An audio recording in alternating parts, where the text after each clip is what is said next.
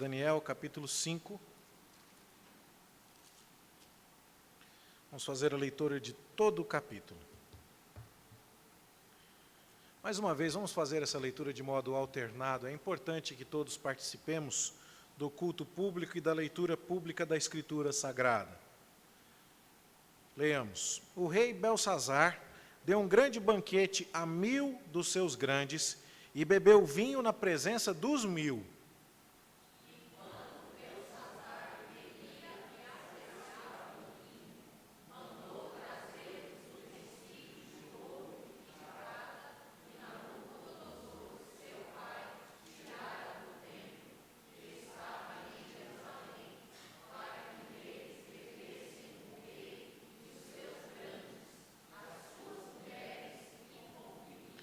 Então trouxeram os utensílios de ouro que foram tirados do templo da casa de Deus que estava em Jerusalém, e beberam neles o rei, os seus grandes, e as suas mulheres e concubinas.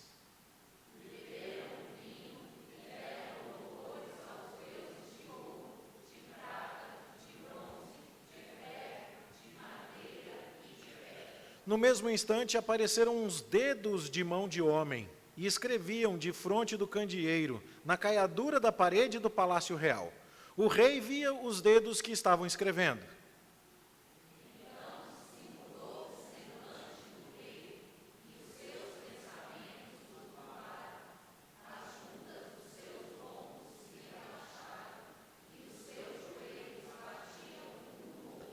O rei ordenou em voz alta que se introduzissem os encantadores, os caldeus e os feiticeiros. Falou o rei e disse aos sábios da Babilônia: qualquer que ler esta escritura e me declarar a sua interpretação, será vestido de púrpura, trará uma cadeia de ouro ao pescoço, e será o terceiro no meu reino.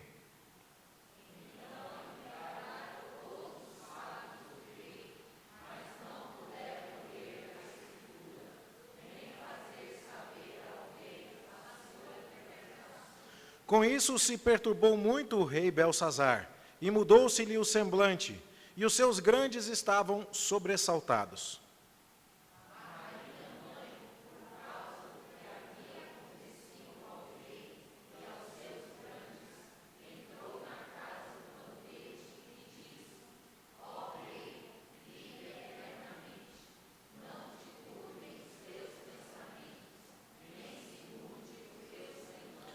Há no teu reino um homem que tem o espírito dos deuses santos.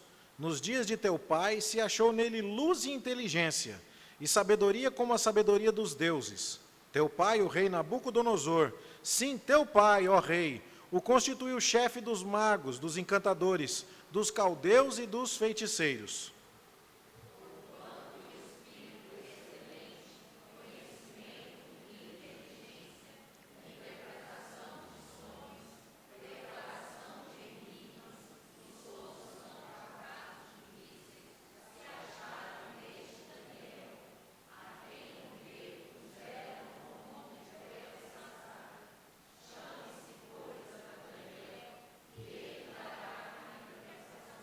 Então Daniel foi introduzido à presença do rei. Falou o rei e disse a Daniel: és tu aquele Daniel dos cativos de Judá, que o rei meu pai trouxe de Judá?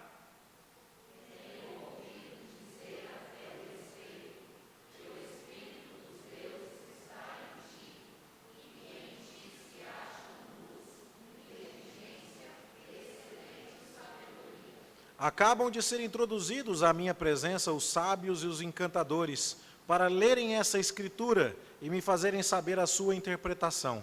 Mas não puderam dar a interpretação destas palavras.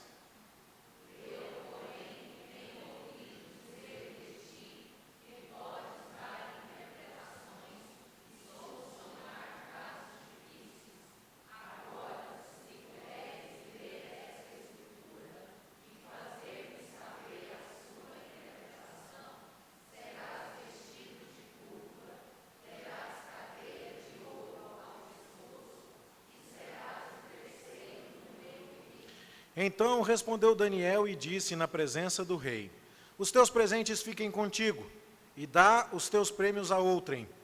Todavia lerei ao rei a escritura e lhe farei saber a interpretação.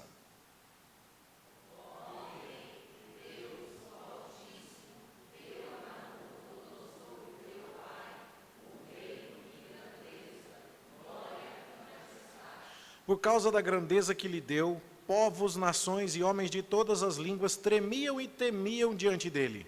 Matava a quem queria e a quem queria deixava com vida, a quem queria exaltava e a quem queria abatia.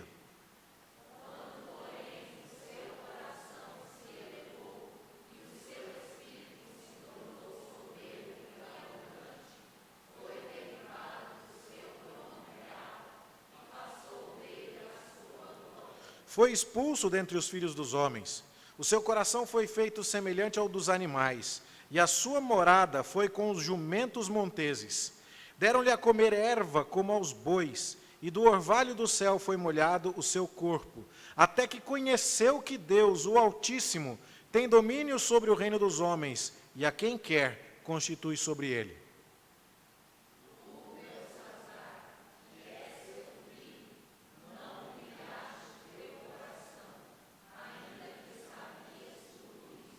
E te levantaste contra o Senhor do céu, pois foram trazidos os utensílios da casa dele perante ti, e tu, os teus grandes, e as tuas mulheres, e as tuas concubinas, bebeste vinho nelas. Além disso, deste louvores aos deuses de prata, de ouro, de bronze, de ferro, de madeira e de pedra, que não veem, não ouvem, nem sabem, mas a Deus, em cuja mão está a tua vida e todos os teus caminhos, a ele não glorificaste.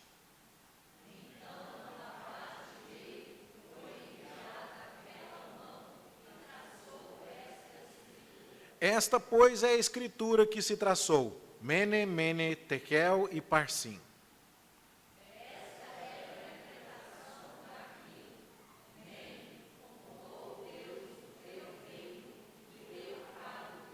Tekel, pesado foste na balança e achado em falta.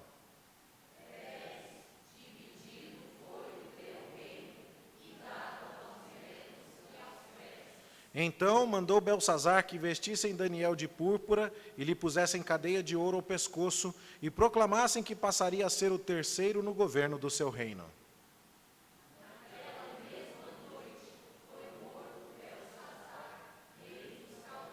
E Dario, o Medo, com cerca de 62 anos de idade, se apoderou do reino.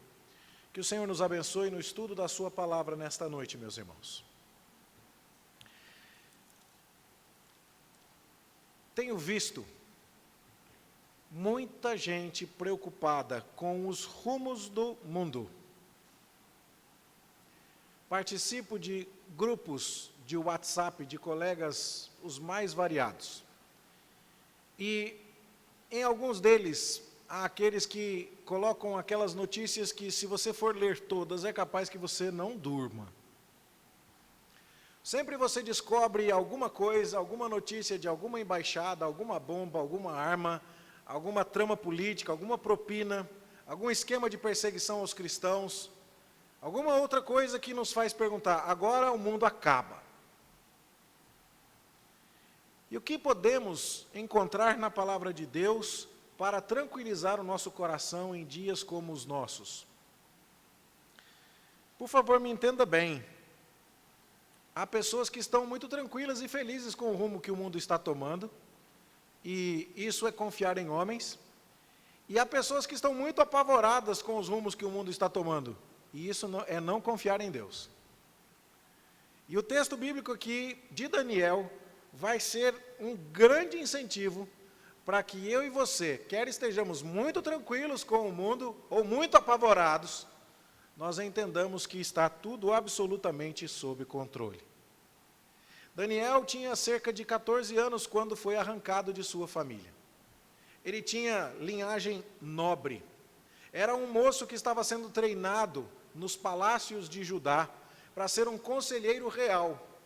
E quando o rei babilônico Nabucodonosor chega em Jerusalém e exige e demanda a lealdade do rei judaico ao seu império babilônico, Nabucodonosor leva Daniel e seus amigos e outros jovens da nobreza, jovens que tinham uma fina educação, jovens que tinham boa família, uma família ligada à nobreza, à realeza judaica, e ele pega aqueles meninos e leva para que sejam seus assistentes na Babilônia. E quando Daniel e seus amigos chegam lá, você conhece bem a história. Daniel se recusa a comer as comidas cerimonialmente impuras que lhe eram oferecidas no palácio de Nabucodonosor.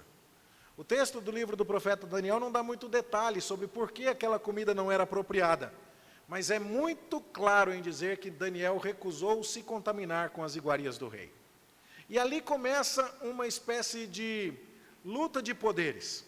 Nabucodonosor está mandando, inclusive, no reino de Judá. O rei que permanece governando o povo de Deus, a continuidade do povo de Israel, é um rei que está naquela posição porque Nabucodonosor permitiu. Servos do reino de Judá estão trabalhando na Babilônia para Nabucodonosor. A sabedoria que eles aprenderam do livro dos Provérbios, a história que eles conheciam do reino de Judá, está agora sendo utilizada para que Nabucodonosor tenha seus conselhos.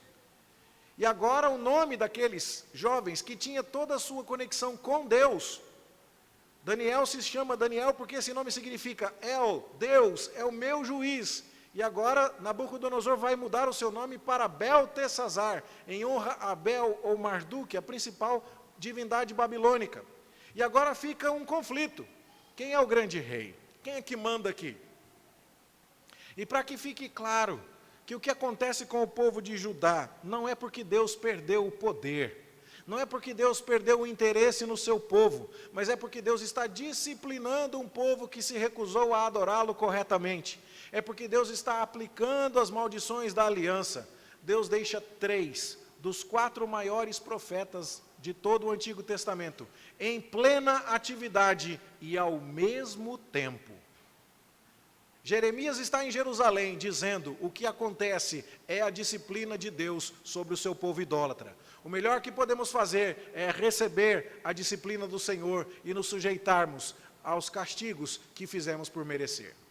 Enquanto isso, Ezequiel, um pouquinho mais tarde, estará lá na Babilônia, nas margens do rio Quebar, puxando enxada e não trabalhando como sacerdote que era lá no templo em Jerusalém, e profetizando que Deus estava no controle de tudo. E enquanto isso, lá nos palácios da Babilônia, Daniel ali está, dando testemunho de que Deus é verdadeiro.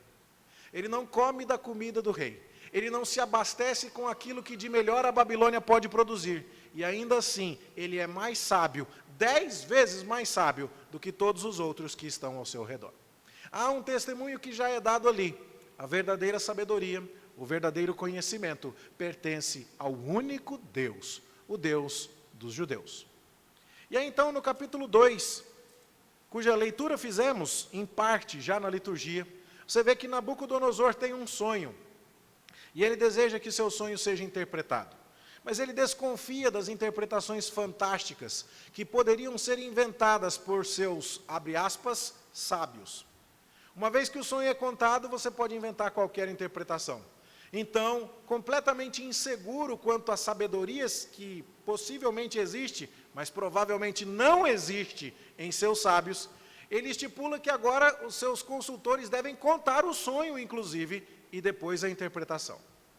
Todos eles vêm dizer: nenhum rei, por maior que tenha sido, jamais exigiu um absurdo desse, ó Nabucodonosor. O que o senhor está pedindo, o senhor está se achando demais. Mas o rei não quer saber. E o único que aparece para resolver isso é Daniel. O moço vindo daquela nação humilhada, daquele reino pequeno, desprezível, que em pouco tempo Nabucodonosor vai destruir inclusive o templo, e vai trazer todos os utensílios sagrados, de ouro, de prata ou de bronze, para a Babilônia. E vai colocar os utensílios do templo consagrado ao Senhor, a Yahvé, lá no templo de seus deuses, como que dizendo: está vendo? O que vocês davam aos deuses de vocês, agora eu ofereço de presente para o meu Deus, porque o meu Deus é mais importante do que o Deus de vocês. E o único que consegue interpretar o sonho de Nabucodonosor, paradoxalmente, é o menino que serve a esse Deus que Nabucodonosor ainda não aprendeu a respeitar direito. Ele viu que Daniel era mais sábio, só comeu legumes e mesmo assim estava se destacando, mas a sabedoria de Daniel ainda vai alçar voos maiores. Ninguém consegue saber o sonho do rei, e Daniel se apresenta e diz: rei, o senhor estava sonhando e estava pensando, preocupado sobre o que vai acontecer depois destes dias. E o senhor viu uma estátua, cabeça de ouro, peito de prata, pernas de bronze, pés e artelhos de barro misturado com ferro. E isso significa que essa estátua é uma descrição dos reinos que virão. Você é a cabeça de ouro, mas depois de você vai vir um outro reino, que é o peito de prata. E depois um outro reino de bronze, e depois um outro reino de ferro. Mas a hora que tudo isso tiver passado, uma pedra que não foi cortada por mãos humanas, vai vir e vai estilhaçar essa estátua. E vai fazer todos os reinos do mundo como pó de palha. E eles vão ser dispersos. E essa pedra vai se tornar uma montanha enorme e vai durar para todo sempre. Isso significa que o teu reino não vai durar muito. Isso significa que o reino que o próprio Deus está estabelecendo, uma pedra, vai durar por toda a eternidade. Bom, nós sabemos que pedra é essa. A pedra fundamental. A pedra que nos convida a construir sobre ela a nossa casa, sobre a rocha. Nós falamos do Senhor Jesus Cristo. A pedra que os construtores rejeitaram, mas de quem Deus fez a pedra principal, angular. E então a sabedoria de Daniel se destaca no capítulo 2. E Daniel agora vai receber de Nabucodonosor presentes. E vai ser colocado em posição de honra. E inclusive Nabucodonosor vai favorecer os amigos de Daniel e colocá-los em posição de autoridade na Babilônia. Mas a memória do rei é curta. E as demonstrações de poder que Deus quer dar ao seu povo são muitas. A dor faz a gente se esquecer rápido de coisas importantes. O povo está cativo na Babilônia. O templo está prestes a ser destruído, se é que já não o foi. Nabucodonosor ainda governa sobre aqueles que sabem que servem ao Deus verdadeiro. Deus vai deixar? E mesmo com os seus amigos em posição de autoridade, Daniel vê e registra aqui para nós, melhor dizendo, o que vai acontecer na sequência. Nabucodonosor manda construir uma estátua e quer que todos adorem ao seu Deus. E os amigos de Daniel se recusam. E se recusam com uma valentia muito piedosa. Rei, deixa eu te contar um negócio. Se Deus quiser nos livrar, Ele pode. Mas se Ele não quiser, a gente não vai adorar a estátua. Isso está fora de cogitação. A gente vai queimar. Se Deus não quiser nos livrar, a gente está pronto para ir para a fornalha. Aquela fé tão ousada e corajosa irrita sobremaneira Nabucodonosor. Ele manda que aqueles homens sejam enrolados em suas roupas para pegar fogo mais depressa. Ele manda acender a fornalha 7 vezes mais. E os homens que vão jogar aos 3 na fornalha morrem queimados, para você ter uma ideia da intensidade da chama. E depois que eles foram jogados ali dentro, você não vê sofrimento, você não vê nada. Nós lemos no texto, eles estão ali dentro caminhando livres, não amarrados, com a presença de um quarto homem, semelhante ao Filho do Homem. Alguém que é de aspecto glorioso, está com os 3 no meio da fornalha. Cremos que falamos ali do nosso Senhor Jesus Cristo pré-encarnado, uma teofania. E Nabucodonosor então chama os 3 para fora da fornalha e faz um decreto que Deus, o Deus daqueles homens, precisa ser temido, que Ele precisa ser respeitado, porque Ele não faz algo que nenhum outro Deus pode fazer. Ele livrou os seus fiéis da fornalha. Bom, estamos caminhando.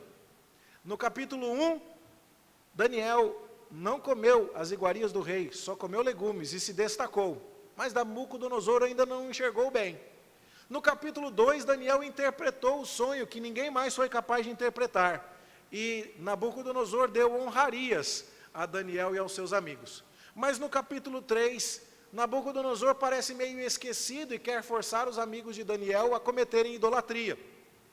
E percebe que o Deus de Daniel e o Deus de seus amigos é o Deus verdadeiro. Mas ainda assim, no capítulo 4, no momento em que passeia no seu palácio, possivelmente em seus jardins suspensos, uma construção maravilhosa, que compunha uma das 7 maravilhas do mundo antigo, ele olha para toda aquela cidade da Babilônia, uma das maiores capitais já construídas, a maior cidade até então. E ele olha e diz assim, está vendo, esta é a Babilônia que eu fiz para a minha glória. Ele ainda não tinha entendido que o reino pertence a Deus.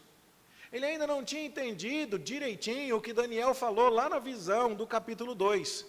O seu reino só está na tua mão porque foi Deus quem te deu. Mas vai chegar uma hora que o reino dos homens vai embora, e a pedra que Deus cortou, não foi cortada por mãos humanas, vai governar para sempre. Ou seja, vai com calma, Nabucodonosor, porque não é você quem está no controle de tudo. E aí então Nabucodonosor se ensoberbece e diz, essa é a cidade que eu fiz para a minha glória. E naquele momento Deus fala assim, não é não. E para você entender que você não é nada, você vai virar um bicho do mato. E vai morar com os jumentos. E vai comer capim. E vai ter as costas molhadas pela chuva. E vai ficar aí 7 tempos, possivelmente 7 anos, nessa condição humilhante. E cresceram cabelos como os pelos e penas de águia em Nabucodonosor. Cresceram as suas unhas como a das aves. Você leu isso comigo? E ele ficou parecendo um bicho, para que ficasse claro. Esse grande, grande rei, diante de Deus, pode ser humilhado no momento em que Deus assim o desejar. E quando Deus aplica esta lição e restaura Nabucodonosor, ele diz assim, agora eu quero louvar e exaltar ao Deus de Daniel. Note que não há ainda uma conversão completa. Nabucodonosor diz que não há outro Deus que possa livrar como o Deus de Daniel, mas ele não chega a dizer que o Deus de Daniel é o único Deus verdadeiro. Ele não chega a quebrantar o seu coração, mas ele presta o devido respeito a Deus. Mas do capítulo 4 para o capítulo 5, o que nós vemos é que todo esse respeito que foi construído ao longo dos 4 primeiros capítulos do livro, o respeito de que Daniel come de um jeito diferente e ainda assim se sai melhor. Daniel interpreta o sonho que ninguém interpretou. Daniel e os seus amigos, agora os amigos de Daniel, são livrados da fornalha, e Nabucodonosor honra aqueles homens que ele queria queimar. E depois a gente vê no capítulo 4 que Nabucodonosor aprendeu a duras penas que Deus deve ser respeitado. Quando chegamos no capítulo 5, possivelmente um neto de Nabucodonosor, chamado Belsazar. Cuidado para você não confundir Belsazar, que é o nome do rei, com Beltesazar, que era o nome babilônico de Daniel. Tá certo? Aqui nós estamos falando possivelmente do neto de Nabucodonosor. Por que digo possivelmente? Porque esta foi uma questão debatida por muitos anos. Havia registros arqueológicos muito claros de Nabucodonosor. E havia registros claros até Nabonido, que teria sido o último rei da Babilônia. Mas quando você lê esta narrativa, parece que o último rei da Babilônia foi Belsazar. E a Bíblia foi tida por mentirosa por séculos. E ninguém entendia bem isso, até que, no século XIX, foram escavados tabletes babilônicos que diziam a respeito de um tal de Belsazar. E aí ficou claro o que estava acontecendo. Ele era filho de Nabonido, o último rei conhecido da Babilônia. E Nabonido estava em férias bem esticadas na Arábia, por cerca de 10 anos. E ele tinha deixado o seu filho, Belsazar, governando a Babilônia. Já era uma época de reis não tão grandiosos e gloriosos como Nabucodonosor havia sido. O Império Babilônico não está mais no seu apogeu. Tanto é que os persas estavam circundando a cidade da Babilônia e sitiando a cidade da Babilônia no dia em que estes fatos aconteceram.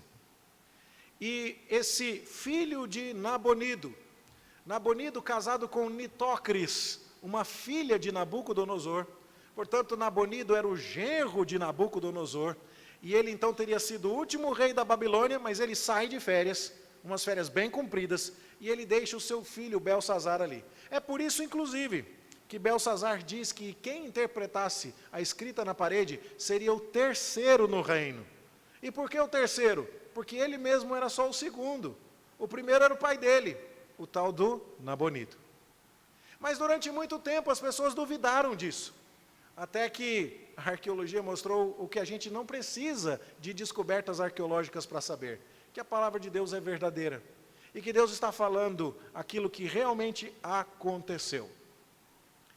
E o que está acontecendo aqui? Nós temos agora o neto de Nabucodonosor, pelo menos o neto. O que está bem confirmado é que Nabucodonosor morreu e o seu filho Evil-Merodach assume, mas depois, com a morte do seu filho Evil-Merodach, entra a sua filha Nitocris, assumindo como rainha, e o seu genro, então, Nabonido, é quem governa. E eles têm agora um filho que é Belsazar.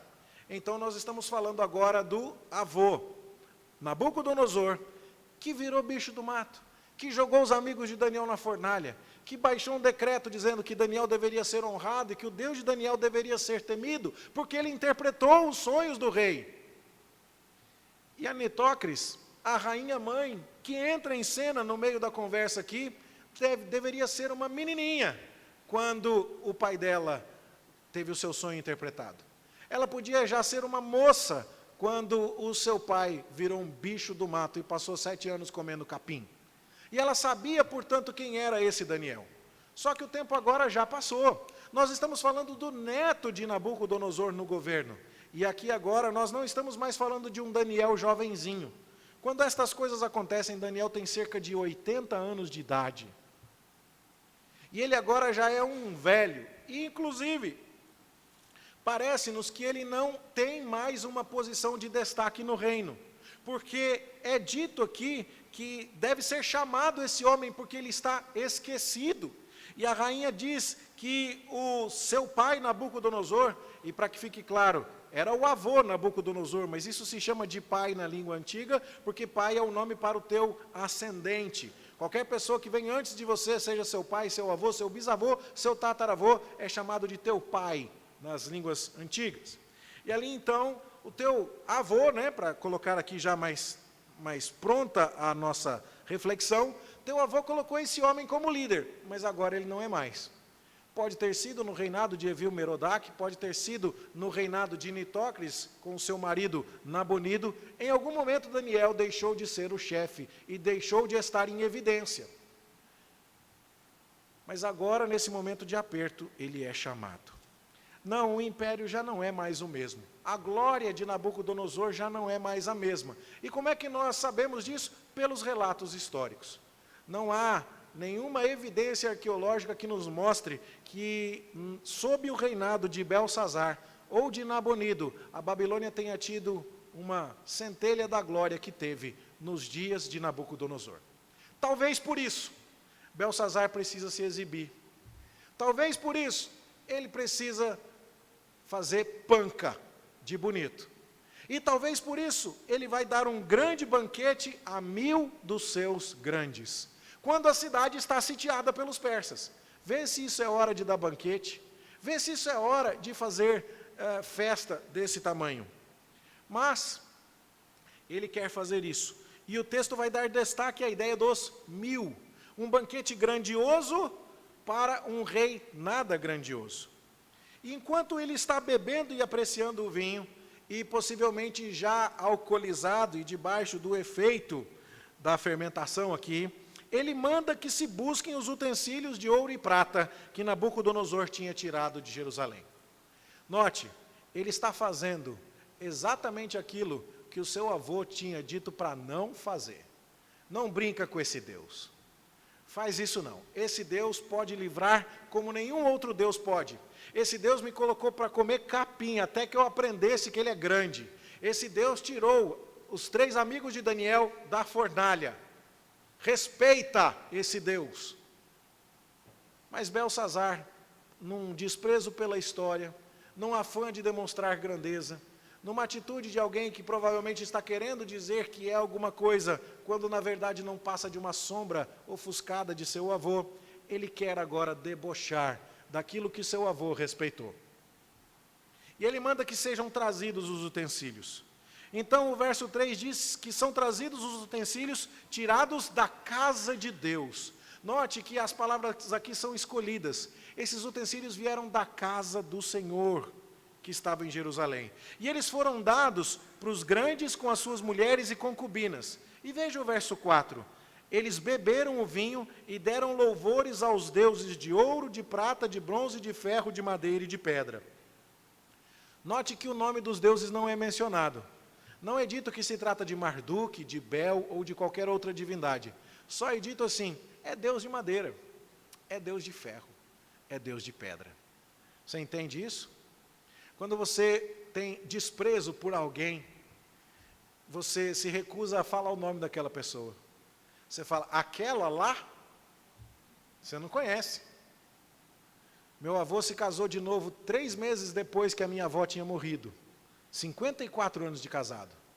Eu e meu irmão não tomávamos os iogurtes que a mulher levava para nós. Esquece, a gente boicotou ela. Coitada, ela não tinha culpa não. Nisso não. Em outras coisas tem, mas isso é para uma outra hora. Mas a gente não gostava nem de falar o nome dela. Você consegue entender? Bom, é isso que está acontecendo aqui. Daniel sequer menciona no seu relato os nomes daqueles deuses. Mas ele mostra que Belsazar não tem o respeito que o seu avô aprendeu com sofrimento e humilhação a ter pelo Deus verdadeiro. No mesmo instante, diz o verso 5, aparecem uns dedos de mão de homem e escrevem. A ideia de dedos escrevendo é muito interessante, porque foram os dedos de Deus que escreveram os mandamentos nas tábuas da lei que Deus entregou a Moisés. E o dedo é um símbolo de poder, porque quando você vê a tipologia, o simbolismo de um dedo na Bíblia, você se assusta. Quando os magos egípcios tentaram replicar as primeiras pragas que Moisés e Arão impingiram sobre o Egito, eles até tiveram sucesso. Eles conseguiram replicar a transformação da água em sangue, eles conseguiram replicar a praga das rãs, mas da terceira praga em diante eles disseram assim, não dá, porque aqui tem o dedo de Deus. E quando Jesus está expulsando demônios, e fala, você expele demônios pelo dedo de Satanás, ele fala sobre expelir pelo dedo de Deus, pelo poder de Deus. E o dedo, portanto, é aquela ideia, é o poder de Deus quem está falando aqui, Belsazar. E é interessantíssima a maneira sutil e até cômica, como isso é contado no versículo 6. Então se mudou o semblante do rei, e os seus pensamentos o turbaram, as juntas dos seus lombos se relaxaram. Você consegue entender o que quer dizer isso? Lombo, a junta, aquela musculatura que fica ali do lado de trás, relaxou. Sabe o que é isso? Ele perdeu o seu controle intestinal. O rei sujou as calças. O joelho batia um no outro. Vai brincar com o que é sério. Vai lá. Vai brincar. E aí então, ele ordena em voz alta que venham os encantadores, os caldeus, os feiticeiros. E aí você que está lendo isso daqui diz assim, eu já vi esse filme. Vovô Nabucodonosor mandou chamar todo mundo para interpretar o sonho dele. Ninguém conseguiu fazer nada. Até que apareceu o Daniel. Só que isso já faz cerca de 65 anos. Quando Daniel, muito menino, foi chamado. E agora, muito idoso, ele é chamado novamente. A rainha mãe então vem e diz, ninguém aqui conseguiu, mas tem uma história para te contar. Tinha um homem que era excelente, e que o teu avô respeitava, e nele estava o espírito dos deuses. É curioso porque a maneira como Nitócris vai tratar destes assuntos mostra um respeito, mas não um respeito tão bem informado, quanto era Nabucodonosor informado a respeito de Daniel. Mas quando Daniel é trazido, verso 13, o rei faz questão de dar uma esculhambada nele. Diz o texto assim, és tu aquele Daniel dos cativos de Judá, que o rei meu pai trouxe? Ou seja, ao invés de dizer assim, você é o homem em quem tem o espírito de sabedoria do Deus Altíssimo e que fez prodígios aqui? Não, você é aquele escravo que meu pai buscou? É assim que Belsazar trata Daniel. Eu tenho ouvido dizer, diz o versículo 14, a teu respeito, que isso, que aquilo, mas eu só ouvi dizer, por enquanto, não acredito em nada. O verso 16 começa também da mesma forma, eu, porém, tenho ouvido dizer de ti. É um escravo, cara. Será mesmo que essas coisas aí que eu andei ouvindo de você procede? E aí então, apesar de tudo, ele é obrigado a lidar com aquela situação constrangedora. Afinal de contas, aquilo aconteceu quando ele debochou do Deus de Daniel. E o Daniel é o único que vai interpretar. Percebe? O dedo apareceu quando eu comecei a beber nos utensílios do Deus dos judeus. E o único que consegue me explicar o que está acontecendo é um judeu. Que humilhação! Sujou as calças. Ninguém conseguiu resolver. Traz o judeu para consertar isso aí. E quando ele diz que vai dar presentes a Daniel, Daniel já dá uma resposta interessante também. Os teus presentes fiquem contigo. Será que Daniel não gostava de presente? Não, não é verdade. Ele aceitou presentes de Nabucodonosor. Mas ele quer dar aqui a ideia de que eu vou falar o que tiver que falar. Eu não estou à venda. A minha palavra não vai ser dada em função do que você me presentear. E aí então ele lê a escritura. E aí então Daniel faz um retrocesso. E ele conta assim, você conhece a história do Nabucodonosor, teu pai? Você sabe o que ele aprendeu? Você sabe que ele foi derrubado do seu trono, que passou dele a glória, que ele foi expulso dentre os filhos dos homens, que ele foi feito semelhante a um animal, até que ele conheceu que Deus, o Altíssimo, tem domínio sobre o reino dos homens e que quem quer constitui sobre ele? Você devia ter aprendido a lição, Belsazar. Só está no domínio sobre os homens quem Deus permite. Porque o reino é de Deus, e Deus coloca reis, e Deus remove reis, e o teu avô sonhou com isso, e eu contei para ele da estátua, dizendo que tem reinos que vão se suceder, mas que o reino verdadeiro é de Deus, e ele põe e tira os reinos que ele quer, e quando ele bem quer, e o seu avô aprendeu isso. Como é que você me dá uma vacilada dessa, e debocha do Deus que ensinou isso de modo tão dramático para o seu avô?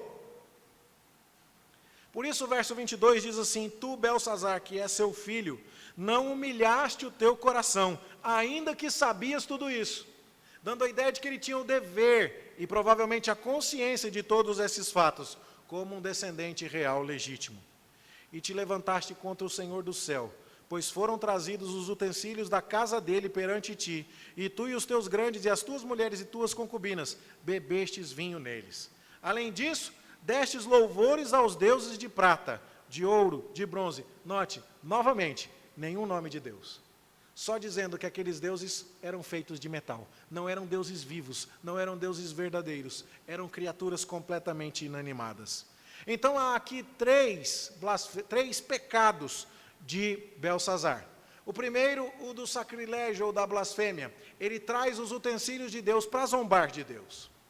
O segundo, o pecado da idolatria, ele está prestando culto aos deuses que não são deuses. E o terceiro, o pecado da soberba, ele conhecia o Deus verdadeiro e não se humilhou. E agora então vem sobre ele o juízo. Daniel explica no verso 24, então da parte de Deus foi enviada aquela mão que traçou essa escritura. Esta, pois, é a escritura, Mene, Mene, Tekel, Parsim. A interpretação daquilo, Mene. E aí então Daniel vai nos falar. Era difícil interpretar aquilo, muito embora o alfabeto da língua aramaica fosse idêntico ao alfabeto da língua hebraica. E a língua que Daniel aprendeu na Babilônia, a língua dos caldeus, é o aramaico. E ele é muitíssimo semelhante ao hebraico. Há várias palavras comuns, o alfabeto é o mesmo, o tipo de escrita quadrática é idêntico. Está mais ou menos para um português e um espanhol. O espanhol não entende tanto o português, mas a gente vai lá no La Garantia Soy Yo e a gente se vira. E a gente consegue entender razoavelmente. Mas não foi possível aos intérpretes. E por quê? Porque naquela época as palavras eram escritas apenas através das suas consoantes. E inclusive não se colocava espaço entre uma palavra e outra, se escrevia tudo junto. E isso tornava a possibilidade de interpretação muito ampla. E quando Daniel, então, vem e dá a interpretação, ele faz não só a divisão daquelas consoantes todas unidas, como inclusive a vocalização. Ele coloca vogais naquelas consoantes. E as palavras que Daniel traduz aqui são simples. Seriam equivalentes aos pesos usados numa balança. A palavra mene seria o equivalente a uma libra, meio quilo. A palavra tekel seria equivalente a um ciclo, 10 gramas. E a palavra parsim seria equivalente a uma onça, 250 gramas. Vou falar de novo, libra, ciclo e onça, eu acho que eu falei certo. Meio quilo, 10 gramas, 250 gramas. Eram as unidades de peso que você usava na balança para comprar legume na feira. E aí, então, já foram encontrados na Babilônia aqueles pezinhos. Você já viu balanças antigas, aquelas de prata, que você vai colocando o pezinho do lado? E tem o peso de meio quilo, o peso de 250 gramas, o peso de 10 gramas. E nesses pesos escritas exatamente estas palavras. O que parecia não fazer muito sentido. Mas estas palavras também são usadas de outra forma na linguagem dos caldeus. Como nós temos uma palavra só que pode significar muitas coisas em língua portuguesa, manga, a de chupar ou a de camisa, e tantas outras coisas assim, mangueira, o pé de manga ou aquele instrumento para conduzir água. Assim você tem esses instrumentos aqui. São as grandezas da balança, mas também podem significar contar, pesar e dividir. E Daniel então interpreta desta maneira: contar, pesar e dividir. E contar o quê? Deus contou o teu reino e deu. Os teus dias estão contados. É hoje mesmo que você vai embora. Mas isso era altamente improvável, porque a cidade de Babilônia tinha muralhas altíssimas. E o exército persa já estava acampado ao redor há tempos. E Belsazar não estava preocupado com isso, tanto é que estava bebendo vinho na presença de 1000. Como é que eles vão entrar? Bom, daqui a pouco eu vou falar sobre isso. Mas o tekel, talvez você já tenha ouvido a palavra shekel, que é ciclo, que é aquela unidade de dinheiro mesmo, shekel, dando a ideia então de peso, e que Deus te pesou e achou que você está muito leve. Você não tem densidade de respeito e de temor ao Senhor. A sua vaidade está te fazendo muito leve, está faltando para você o peso de respeito que você deveria ter em relação ao Senhor. Deus contou os teus dias estão contados. Você está muito leve, Deus te pesou na balança, você foi condenado. E agora Pérez, ou Parsim, dependendo da sua tradução, e que tem a ver com dividir. O teu reino foi dividido e foi dado a outro. E Parsim, que lá está no hebraico, é também um jeito de se referir à Pérsia. Então você vê um jogo de palavras aqui sendo dado. Deus, os teus dias estão contados. Você foi condenado. O teu reino vai ser dividido. Vai ser tudo dado para a Pérsia. Era algo extremamente improvável, com o que Belsazar certamente não contava, e por isso que ele estava brincando com coisa séria. Belsazar manda vestir Daniel de púrpura, manda colocar a cadeia de ouro no seu pescoço, proclama que ele passa a ser o terceiro no reino. Mas esse cargo durou uma noite, porque naquela mesma noite, diz o verso 30, naquela mesma noite foi morto Belsazar. Como isso aconteceria? Nós temos registros que foram encontrados e que nos indicam que os oficiais do alto escalão do exército babilônico desertaram e contaram aos persas como fazer para entrar na cidade da Babilônia. Eles desviaram o curso do rio Eufrates e as águas do rio foram para uma outra direção. E assim era mais fácil passar pelos canais do rio Eufrates enquanto ele cruzava a cidade da Babilônia. Eles pisaram o leito seco de um rio, em vez de ter que se submergir e nadar vários metros embaixo d'água para entrar. E com isso, eles tomaram meio que pacificamente a cidade da Babilônia. A coisa já estava tão difícil ali, que segundo alguns relatos, entre eles de Heródoto e Xenofonte, é como se os persas fossem os libertadores da Babilônia, porque ninguém mais estava aguentando aquele rei, que não era glorioso como Nabucodonosor, que fazia festa quando a situação militar estava complicada. Ainda bem que chegaram os persas para acabar com isso. E aí então, o que acontece é que Ciro, o imperador persa, é diferente. Ciro vai decretar que agora os judeus voltem. E ele vai ter uma atitude completamente diferente para com esse Deus. E você pode ler no livro de Esdras, por exemplo, Ciro dizendo: o Deus dos judeus me mandou devolver vocês para lá e construírem um santuário para ele lá. Vão lá, construam, está aqui o dinheiro, está aqui os utensílios, voltem e orem por mim. E fica claro aqui, quando a gente lê esse tipo de coisa, qual seria o objetivo de Deus ao deixar estas coisas escritas para nós, mas principalmente para os seus destinatários originais. Você consegue imaginar? Já faz 70 anos que está todo mundo em cativeiro. Daniel veio com 14 e já está com 80. Daniel nem voltou, não tinha perna mais, tadinho. Ficou por lá.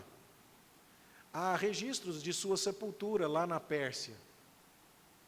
É possível que ele esteja sepultado em Suzã, a cidade onde a gente ouve falar que Esther ali permaneceu. E, no entanto, o povo está olhando e esperando por quanto tempo nós estaremos debaixo de um governo como esse de Belsazar. Um homem ímpio, que não teme a Deus, que não respeita a Deus, que blasfema de Deus, que traz os utensílios da casa de Deus para beber vinho, para se exibir na frente dos seus grandes, quando a cidade inclusive está cercada pelos persas. Você consegue imaginar o desespero de um cativo judeu na Babilônia, dizendo assim: acabou tudo, para o mundo eu quero descer. Para o mundo. Por quê? Porque eu estou longe da minha casa, eu estou trabalhando para um rei irresponsável, que não teme a Deus, que debocha de Deus, que não defende a minha cidade. Daqui a pouco os persas estão entrando aqui e vão acabar com tudo. Mas essa história é preservada para que a gente se lembre de uma coisa importante. Nunca foi Belsazar, nunca foi Nabucodonosor. O sonho de Nabucodonosor já deixou claro: tem uma pedra não cortada por mãos, que governa tudo e todos, e cujo reino jamais terá fim. E o que aconteceu neste dia aqui foi simplesmente que a cabeça de ouro deu lugar ao peito de prata. Mas estava tudo exatamente dentro dos planos de Deus. Nós não devemos nos preocupar, meus irmãos, porque por maiores que sejam as reviravoltas mundiais, ainda que a China com seu comunismo domine tudo, irmãos, não vai ser nada mais problemático do que já estava acontecendo nos dias de Daniel. E Deus continuava no controle de todas as coisas. E estas coisas foram escritas para que soubéssemos, para que os israelitas soubessem que a Babilônia não tem a palavra final. Aliás, ao longo de toda a Bíblia, Deus vai deixando claro que a Babilônia não tem a palavra final. Começa lá em Gênesis, no texto que nós já estudamos, capítulo 11. Quando lá na cidade de Babel, a fundação da Babilônia, um homem poderoso chamado Nimrod, resolve se rebelar contra Deus e não se espalhar para encher a terra, mas ele quer se aglomerar ali na Mesopotâmia para fazer o seu nome glorioso. E Deus fala, não, e mistura as línguas ali, e todo mundo se espalha. E a Babilônia não tem a palavra final em Gênesis, como a Babilônia não tem a palavra final em Daniel, como a Babilônia não tem a palavra final no livro do Apocalipse. Quando você vai no livro do Apocalipse, o que você vê? Esta Babilônia que já estava debaixo de lama por séculos, quando João teve a visão do Apocalipse, ela ainda é trazida à cena como uma figura dos poderes deste mundo. E é dito ali, caiu a Babilônia, a grande meretriz, e os seus poderes foram embora. É dito em Apocalipse capítulo 11, verso 5, que o reino deste mundo se tornou o reino do Senhor e do seu Cristo, e ele reinará para sempre. A pedra já veio, a pedra fundamental está no comando. Isso significa que nós temos que olhar aqui, o reino de Deus já chegou. E nós não precisamos ficar preocupados, porque Jesus está expulsando demônios pelo dedo de Deus, o dedo que escreveu na parede, o dedo que escreveu as tábuas da lei, o dedo do Todo-Poderoso, que os magos de Faraó não conseguiam imitar. O reino já está entre nós. A Babilônia já caiu em Gênesis, já caiu em Daniel, e vai cair, como diz Apocalipse. Seja lá o nome que ela tiver, seja China, seja União Soviética, seja lá o que for. Não é hora de perder a paz por causa da guerra da Ucrânia. Não é hora de perder a paz por causa do avanço da China. Não é hora de perder a paz por causa do avanço desse ou daquele partido político. Não é hora de perder a paz porque o seu partido perdeu a maioria no Congresso, porque o seu candidato não foi eleito, porque o Brasil onde é que vai parar, porque a inflação voltou, porque o Banco Central não sei o quê, porque o Mercosul isso, aquilo. É hora de olhar para o Altíssimo e saber que o reino do mundo pertence a Ele. É hora de paz, meus irmãos. É hora de saber que por mais blasfemo que alguém seja, por mais insolente que algum rei ou governante seja, por mais poderoso que ele pareça ser, ele está debaixo da autoridade do Deus Altíssimo.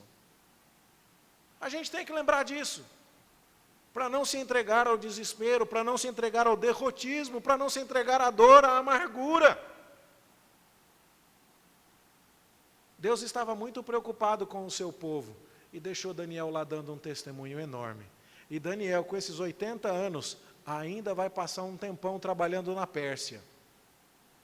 E ainda vai dar tempo dele ir para a cova dos leões. Você entende?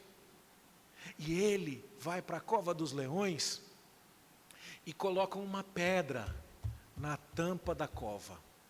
E naquela pedra, para ter certeza que ninguém vai mexer, eles colocam o selo do decreto dos medos e persas, que não se pode revogar. E o selo é quando você derrete um pouquinho de cera e bate um carimbo do rei, que normalmente fica no seu anel, para dizer, se alguém mexer aqui, morre. E Daniel passa a noite lá. E no outro dia, de manhã cedo, o rei vai até lá compadecido de Daniel, porque ele sabia que Daniel era justo. E ele chega lá e diz assim, Daniel, dar-se-ia o caso de o teu Deus ter te livrado? Você já tinha parado para pensar nessa história, como prenunciando uma outra história? De alguém que cedo de manhã foi visitado num lugar onde ele devia estar encontrado morto, mas tinha uma pedra tampando, e tinha um selo em cima daquela pedra, e vem alguém perguntando assim, será que dá para escapar disso? E Daniel escapou, mas tem alguém maior do que ele que escapou de algo muito pior? Irmãos, está tudo sob controle, está tudo absolutamente sob controle. O Deus a quem servimos é o Todo-Poderoso. Falta-nos, às vezes, a coragem de dizer, como os amigos de Daniel, se o rei quiser me livrar, tudo bem, mas se não quiser, nós vamos pegar fogo, não tem problema não. Nós precisamos desse tipo de consciência e desse tipo de certeza, para estarmos em paz com os acontecimentos mundiais.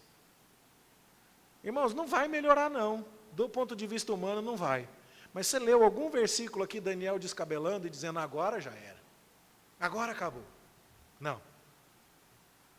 O que nós lemos aqui é que há muita gente blasfema, há muita gente insolente, há muita gente que pensa estar no comando, há muita gente que faz pouco caso da fé verdadeira e do Deus verdadeiro, mas a hora de todos e de cada um deles vai chegar. A Babilônia já caiu e vai cair de novo, e vai cair de uma vez por todas. Irmãos, é hora do nosso coração se aquietar no Senhor. O nosso Deus é grande, para que a nossa ansiedade seja mínima. O nosso Deus é todo poderoso, para que a gente não precise temer. E como pequenino rebanho, descansemos no Senhor. Esta foi uma mensagem preservada para acalmar corações que estavam no cativeiro. E depois que eles voltaram do cativeiro, a vida continuou difícil. E levou mais 400 anos para Deus resolver essa história, mandando Jesus. Mas quando Deus mandou Jesus, também não tirou todo mundo da escravidão de Roma imediatamente. E todo mundo ficou perguntando, enquanto Jesus subia aos céus, mestre, e agora que o Senhor traz o reino? Ele falou, não compete para você conhecer tempos ou épocas que o Pai reservou para a sua exclusiva autoridade. Você agora vai pregar o Evangelho, você vai ser minha testemunha, você vai ser um agente do reino. Vai trabalhar, vai me servir e vai em paz, porque está tudo sob controle. É hora, portanto, meus irmãos, de lançarmos mão de qualquer ansiedade, de qualquer preocupação ou desespero, e trabalharmos com alegria na causa daquele que é o Rei Todo-Poderoso, unidos, em harmonia, em paz, servindo ao Senhor, que tudo controla. É a Ele que nós devemos temer, e nada mais. Que o Senhor nos abençoe, e nos dê a graça de desfrutar desse tipo de convicção, e que, como Daniel, possamos ser agentes deste testemunho no mundo que debocha de Deus. Mas nós podemos dizer, Deus é o nosso juiz, Ele é o Todo-Poderoso, Ele é o grande Rei de todas as nações. A Ele toda a glória hoje e eternamente. Amém. Nós vamos cantar um cântico